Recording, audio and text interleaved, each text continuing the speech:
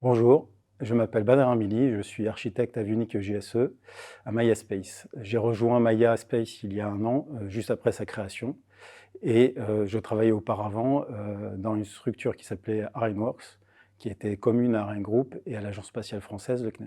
L'équipe Avionics GSE, dont je fais partie, travaille sur l'électronique, ou plus communément appelée l'avionique, et les softwares embarqués du lanceur, mais aussi les systèmes sol qui servent à opérer le lanceur sur le pas de tir, dans les bâtiments d'intégration, ou sur la barge qui sera opérée à 400 km des côtes de Guyane.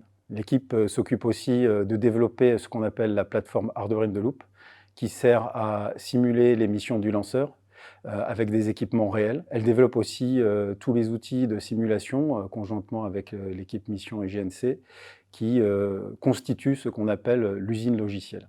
Les 80 passionnés qui constituent aujourd'hui MySpace et j'espère bientôt beaucoup plus sont complètement organisés et structurés selon une méthodologie agile en des petites équipes. Typiquement, on a différentes équipes d'ingénierie, mais aussi toutes les équipes business ou même IT sont organisées sous forme d'équipes agiles. La collaboration et l'interaction entre chaque équipe est vraiment le moteur essentiel de l'entreprise. Au cœur de l'ADN des équipes d'ingénierie, il y a les approches itératives et expérimentales où très tôt dans les développements, on fait des expérimentations, on fait des développements itératifs.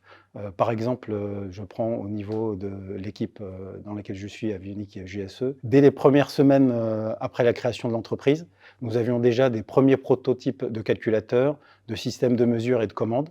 Nous avions aussi également une première version de notre Hardware in the Loop dans lequel nous faisions tourner des algorithmes de pilotage d'actionneurs d'étages supérieurs. Parmi les autres composants essentiels des équipes d'ingénierie, c'est la grande liberté et l'autonomie qui est donnée à toutes les équipes en termes de choix techniques et de choix architecturaux. Les autres points essentiels dans le fonctionnement des équipes d'ingénierie, c'est de privilégier, lorsque on a une forte plus-value sur certains développements, de privilégier une approche, une intégration verticale, mais aussi de favoriser le DIY, le do it yourself, au sein de l'entreprise. Aujourd'hui, nous sommes en pleine croissance et nous souhaitons diversifier les équipes en recrutant des jeunes talents, mais aussi des profils plus expérimentés en provenance des domaines traditionnels de l'aérospatial, mais aussi des profils en provenance d'autres domaines de l'industrie et de la recherche, comme par exemple